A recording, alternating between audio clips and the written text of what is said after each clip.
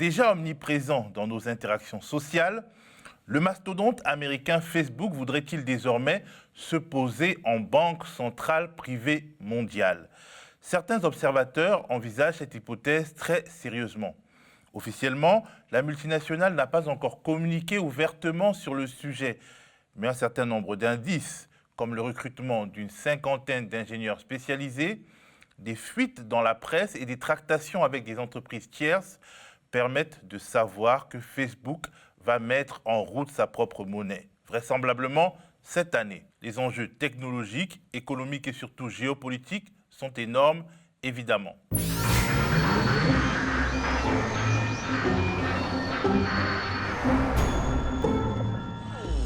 Pour comprendre le projet de Facebook, il faut d'abord faire le point sur l'univers particulier dans lequel il va se déployer, celui des crypto-monnaies. C'est quoi une crypto-monnaie? C'est une monnaie qui se crée et se partage uniquement sur support électronique, via un réseau informatique décentralisé et surtout en dehors du système bancaire classique. À première vue, échanger de la monnaie, de la valeur monétaire sur Internet n'est pas évident. Si je possède un fichier MP3, par exemple, et que je vous le transmets, je continue de le posséder et d'en profiter.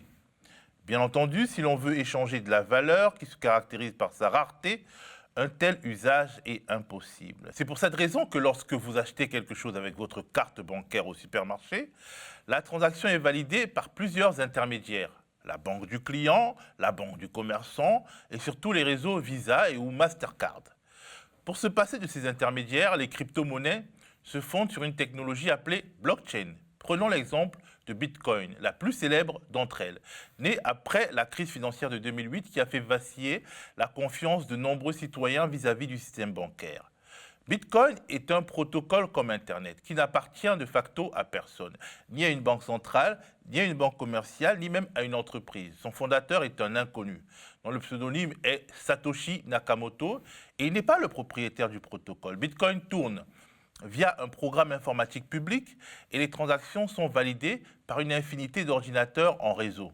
C'est ce que nous explique Alexandre Stashchenko, entrepreneur et co-auteur du livre « La blockchain décryptée ». Concrètement, d'un point de vue utilisateur, en fait, on ne voit pas vraiment de différence avec les moyens numériques et un peu innovants de s'envoyer de l'argent que sont les différentes applications qu'on peut avoir. Si je veux envoyer un bitcoin, en réalité, je sors mon portable, je peux avoir une ou plusieurs applications qui gèrent mon portefeuille bitcoin, et puis j'ai plus qu'à scanner un QR code ou à entrer une adresse et à dire que je veux envoyer un montant et la transaction est envoyée.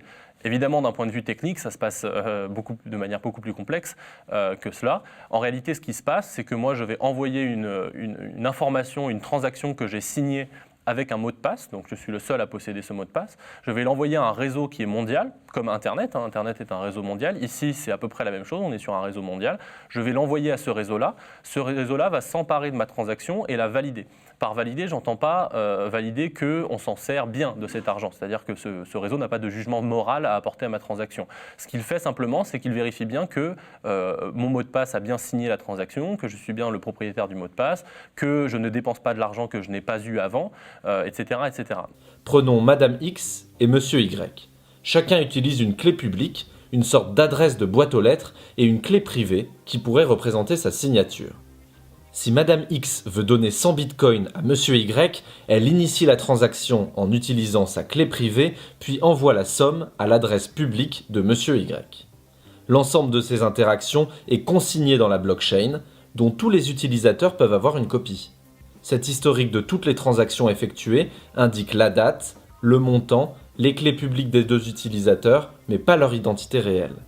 Pour sécuriser le système, des particuliers ou des entreprises connectent leurs machines sur le réseau et apportent de la puissance de calcul. On les appelle les mineurs.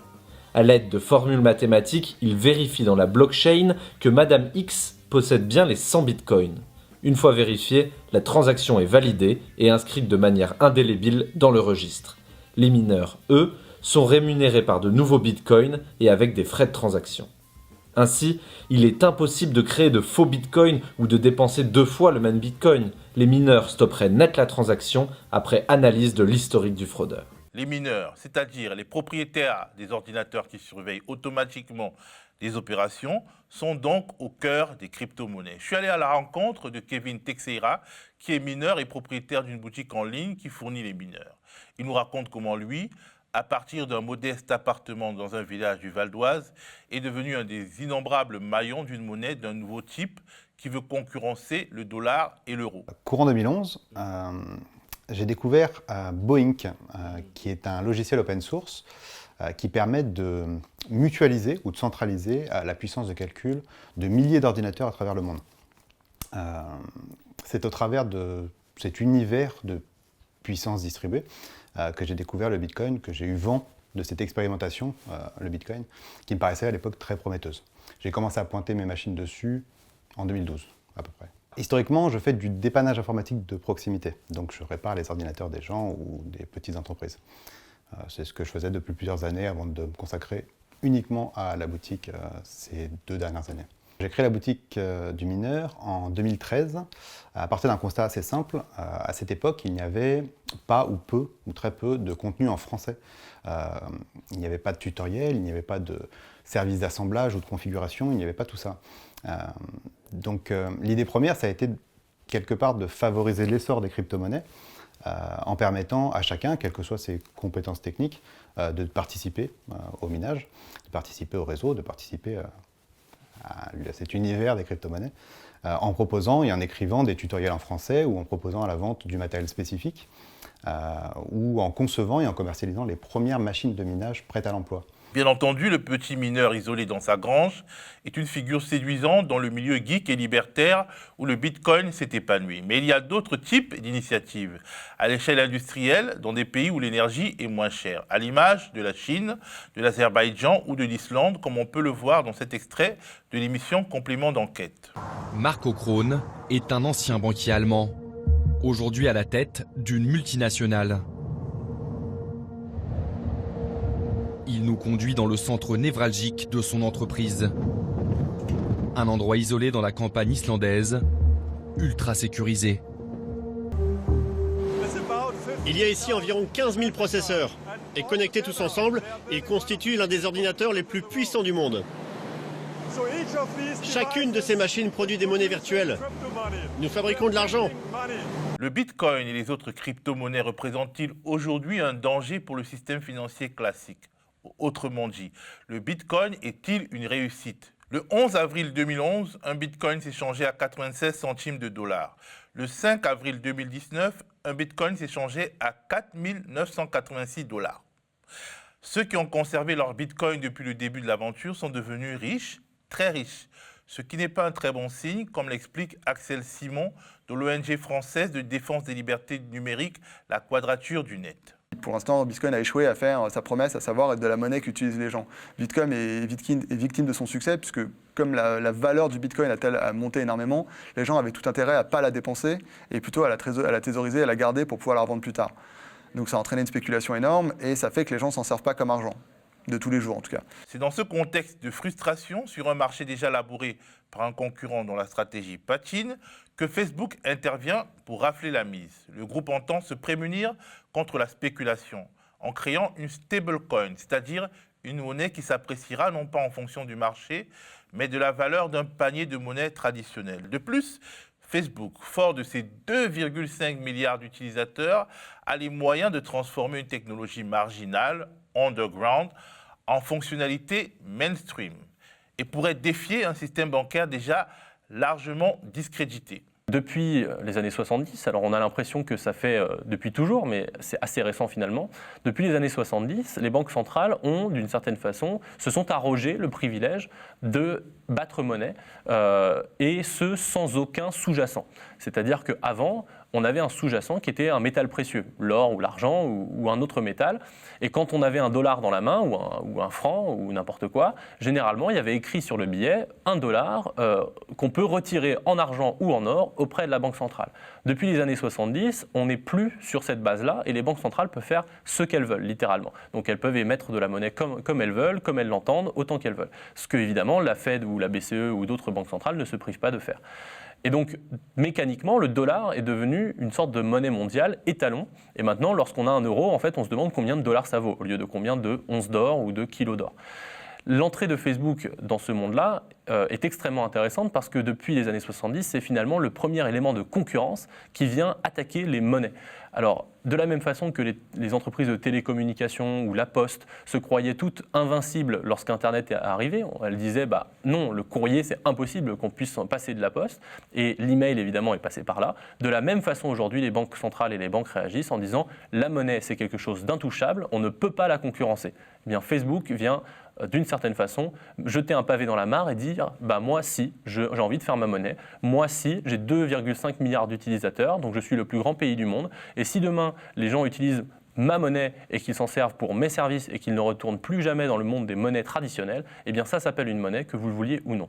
Et donc, d'une certaine façon, c'est un vrai pavé dans la mare puisqu'on ne sait pas comment les banques centrales vont réagir, on ne sait pas comment les banques commerciales vont réagir, et on a ici la preuve, une fois de plus, d'une certaine façon, de la puissance de ces entreprises-là qui sont devenues des vraies entreprises États.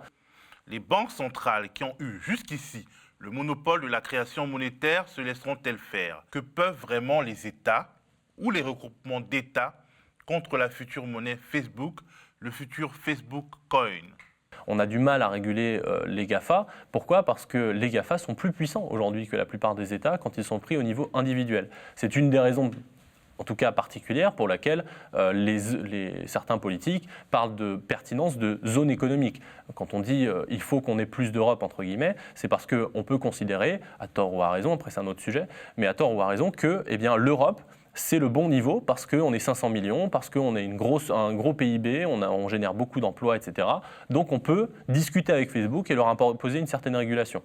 Demain, si Facebook arrive et commence à négocier avec les États un par un, en réalité, Facebook a plus de poids que la plupart de ces États-là. Donc le seul, on va dire, élément de curiosité qu'il faudra vraiment regarder, c'est les énormes États, les États-pays, les États-continents. Alors dedans, je mets la Chine, je mets l'Inde, je mets les États-Unis en particulier, pour diverses raisons. Les États-Unis, parce que Facebook vient de chez eux. Alors d'une certaine façon, ça pourrait participer d'une sorte d'impérialisme, donc ils seraient très contents de voir le dollar se démocratiser, mais ils n'auraient pas envie de trop lâcher la bête, parce que si évidemment Facebook s'émancipe et ne rattache plus sa monnaie au dollar, eh bien en fait ils se seront eux-mêmes tirés une balle dans la tête. Il est impossible de comprendre l'ambition de Facebook dans le domaine de la monnaie sans prendre en compte le panorama mondial du paiement mobile, en pleine croissance. En Chine, par exemple, où les géants de la tech américaine n'ont pas droit de citer, des centaines de millions de personnes utilisent WeChat, l'équivalent local de WhatsApp ou de Facebook Messenger, pour leurs transactions quotidiennes. Car WeChat a intégré une fonctionnalité qui en fait aussi l'équivalent de PayPal. Pour les Chinois, dorénavant, plus besoin d'argent liquide, le portefeuille est devenu une application qui sert à acheter pratiquement tout, démonstration en images. Pour acheter mon déjeuner, il me suffit de scanner le QR code du vendeur,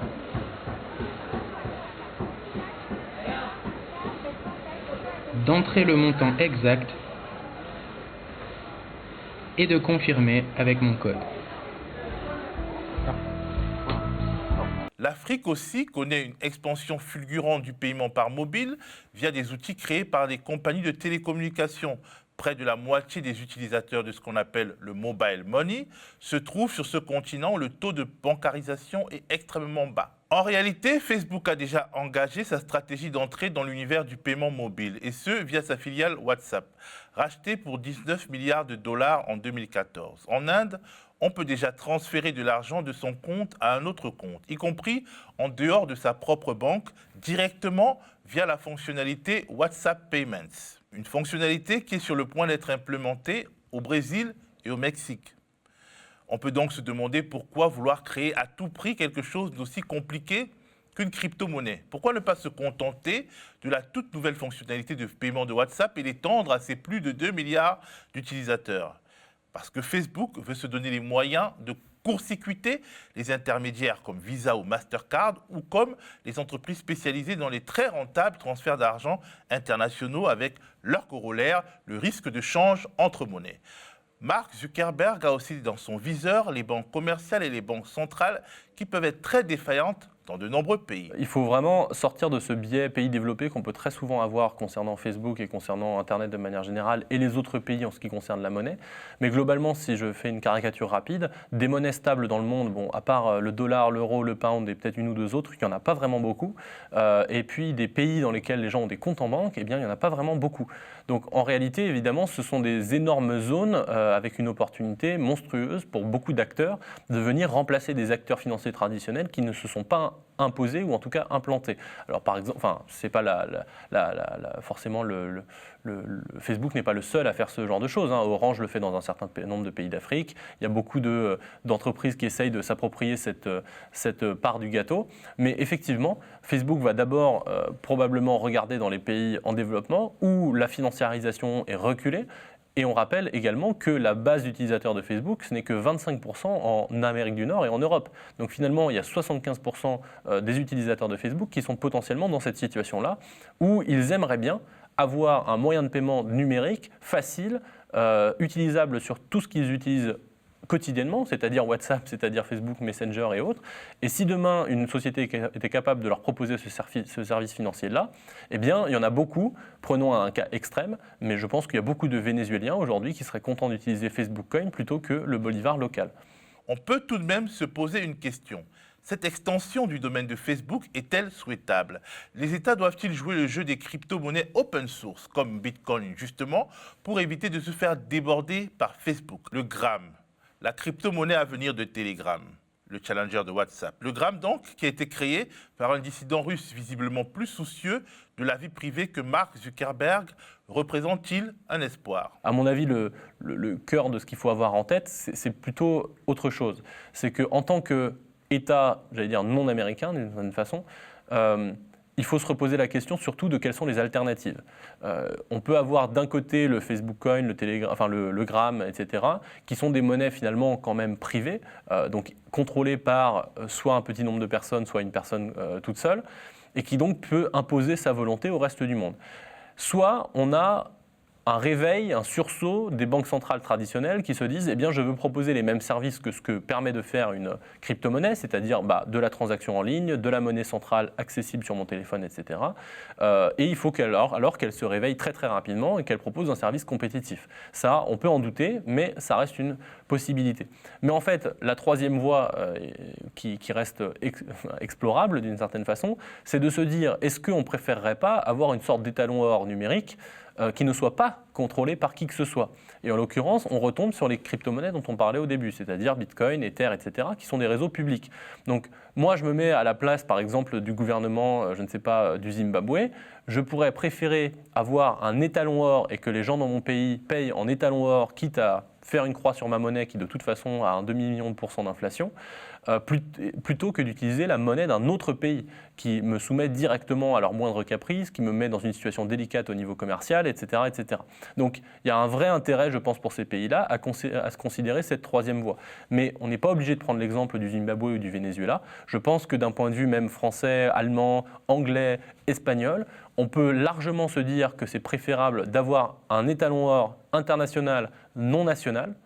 Par international non national, j'entends mondial, c'est-à-dire qui transite au niveau mondial mais qui n'est pas émis par un État, parce qu'on préférait par exemple ne pas se voir imposer des sanctions américaines de manière unilatérale. On préférait pouvoir avoir notre propre politique commerciale. Alors l'approche de Telegram, elle est un peu différente parce que déjà premièrement Telegram c'est en partie du logiciel libre. Tout n'est pas libre chez Telegram, donc ça pose quand même des vraies questions. Et il y a des choix qu'ils ont faits qui sont très contestables.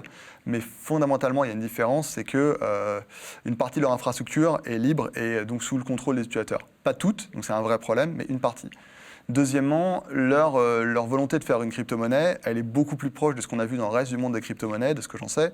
C'est-à-dire, ils ont fait d'abord ce qu'ils appellent une ICO, donc une Initial Coin Offering, où ils ont fait un financement collaboratif, participatif sur Internet en crypto-monnaie, à partir duquel ils vont créer leur propre crypto-monnaie. Donc il y a tout un petit mécanisme là, mais qui, a priori, sera une crypto-monnaie qui sera décentralisée, qui sera ouverte à d'autres utilisateurs et utilisatrices qui pourront contribuer et participer au fonctionnement du réseau, peut-être, on espère en tout cas, à l'écriture du code qui fait tourner ce réseau-là et qui fait tourner cette crypto-monnaie.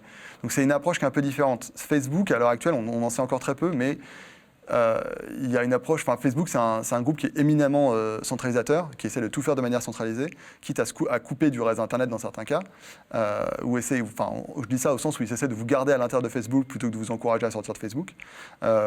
Et les crypto-monnaies sont presque par définition décentralisées. Donc un groupe comme Facebook un groupe centralisé comme Facebook essaye de faire du décentralisé, c'est très étrange, ça pose de grosses interrogations. Alors que Telegram, c'est déjà un peu plus dans leur nature de faire quelque chose d'ouvert et décentralisé. Mais il y a beaucoup de questions qui restent encore intégrées. Pourquoi faire confiance à une entité spécifique et privée et unique pour une crypto-monnaie, alors que le but des crypto-monnaies, c'est fondamentalement de ne pas avoir à faire confiance en une entité, mais d'avoir à faire confiance en le logiciel qui fait tourner la crypto-monnaie, qui est libre, qui est ouvert et dans lequel on peut potentiellement décider d'avoir confiance. Une des motivations des pionniers des crypto-monnaies était la préservation de la vie privée et le refus d'une traçabilité absolue des flux financiers. Bien entendu, on peut penser que ce souci est porteur de menaces sécuritaires, terroristes ou mafieuses, souvent exagérées d'ailleurs. Mais la perspective de voir une ou deux multinationales contrôler toutes nos données, les monétiser et les partager avec des États de plus en plus autoritaires a de quoi effrayé. Le piège du capitalisme de surveillance semble se refermer sur nous. Facebook essaye encore une fois d'étendre son emprise sur la vie des gens, toujours sous couvert de les aider et de les connecter.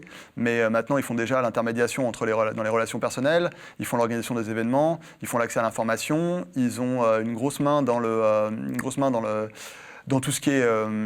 Dans tout ce qui est identité, ils essaient de vous aider à vous connecter à d'autres sites et que vous passiez par eux pour vous identifier avec le Facebook Connect. Et maintenant, donc, ils entendent ça encore à autre chose, qui est la gestion des flux financiers. En gros, ils vont vous aider à déplacer de l'argent. Mais pourquoi ? Dans quel but ? Quel est leur intérêt à faire ça ? Il y a déjà un risque pour nos libertés. Facebook, c'est un groupe qui est extrêmement centralisateur, qui se joue beaucoup des lois et des règles en vigueur. Il y a un nouveau scandale Facebook tous les mois. Et la crainte de les voir devenir un bras armé de l'État, elle est pas galvaudée, puisqu'en fait, elle est même avérée. La stratégie à l'heure actuelle, avec ce qu'on voit au niveau européen, la régulation contre les contenus terroristes, le but, c'est de transformer des entreprises privées comme Google et Facebook en intermédiaires de police, où ils vont s'occuper de faire la censure selon les demandes des États. Et ça, c'est une demande de la part des États qui a été poussée d'ailleurs, entre autres, par la France et l'Allemagne au niveau européen. Donc ça, c'est vraiment un vrai problème à l'heure actuelle. Et de plus en plus, Facebook continue sur cette lancée, en fait. C'est vraiment cette lancée de dire nous, on est neutre, alors qu'en fait, ils ne le sont pas. Et ils essayent de se placer comme un intermédiaire neutre qui n'aurait que le bien-être de ses utilisateurs à l'esprit, alors qu'en fait, c'est loin d'être le cas. Enfin, c'est pas ça leur motivation principale. Dans le capitalisme actuel, entre guillemets, et en tout cas qui devient de plus en plus numérique, donc les flots d'informations sont devenus extrêmement nombreux et rapides. Aujourd'hui, il y a deux grosses entités qui contrôlent nos vies, d'une manière générale. Il y a d'une part les GAFA, qui eux contrôlent nos vies d'une certaine façon, puisqu'ils contrôlent nos données. Donc ils savent qui on est, et il y a ces tests d'ailleurs qui montrent que Facebook nous connaît généralement mieux que nos propres amis, qui peuvent prédire ce qu'on va faire, nos goûts, les films qu'on va aller voir, etc., etc. Le deuxième type d'entité qui contrôle nos vies, en réalité, ce sont les entités du système bancaire. Parce qu'une fois qu'on connaît les données, on ne peut pas forcer, par exemple, à acheter quelque chose. Et donc il y a cette deuxième facette extrêmement importante de nos vies, qui est le contrôle sur notre argent. Notre argent, nos décisions d'achat sont aujourd'hui un des vecteurs majeurs de notre, en tout cas, liberté et faculté d'agir. Et donc ça, on le voit très fréquemment, puisque dès qu'il s'agit, par exemple, d'inciter à un mouvement social, on va souvent parler de boycott, on va parler de ne plus acheter telle ou telle marque, etc. etc. Donc la capacité d'achat est aussi une énorme facette de notre pouvoir et notre capacité d'agir. Ce pouvoir d'achat, cette capacité à payer, à donner de l'argent, elle est en réalité contrôlée aujourd'hui par les banques, et plus on ira vers ce monde numérique, plus ce sera contrôlé par les banques. Puisque aujourd'hui, tant qu'il reste du cash, eh bien, je peux retirer 500 € et puis après j'en fais ce que j'en veux, ça ne me regarde que moi. Mais demain, si je ne peux que payer par carte, en réalité, eh bien, la banque contrôle chacune de mes dépenses et peut bloquer oui ou non si je fais telle ou telle dépense. Là où Facebook Coin devient extrêmement inquiétant d'un point de vue capitalisme de surveillance, c'est qu'on a cette première entité qui contrôle nos données qui s'intéresse à ce deuxième monde. Et donc si on rassemble les deux, on se retrouve avec une entité qui contrôle à la fois nos envies, nos désirs, nos données et notre capacité d'achat. Et donc là, ça devient terrible parce que la sensation de liberté sera potentiellement réduite à zéro, parce qu'après, on peut à la fois m'inciter à faire des choses et m'empêcher de faire des choses qu'on ne m'aurait pas incité à faire en m'empêchant de faire des décisions d'achat. Et si en réalité, au-delà de la monnaie et donc de la crypto-monnaie, un des problèmes majeurs de notre époque était la centralisation à l'extrême de nos données, de notre historique et de nos transactions sur les serveurs de 3 ou 4 entreprises privées toutes puissantes et liées de mille et une manières à la quasi-totalité des gouvernements. D'ores et déjà, des voix s'élèvent pour réclamer l'édification d'un nouvel Internet, fabriqué pour permettre la décentralisation du stockage et le cryptage de nos données.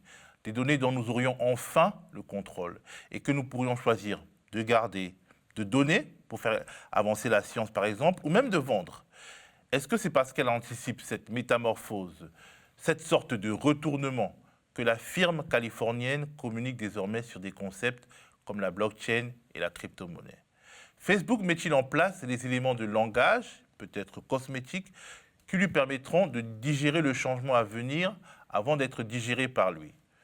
À l'heure où Elizabeth Warren, candidate à l'investiture démocrate aux États-Unis, va jusqu'à proposer de démanteler Facebook, Google et Amazon pour sauver la liberté et la libre concurrence, le débat est plus que jamais ouvert.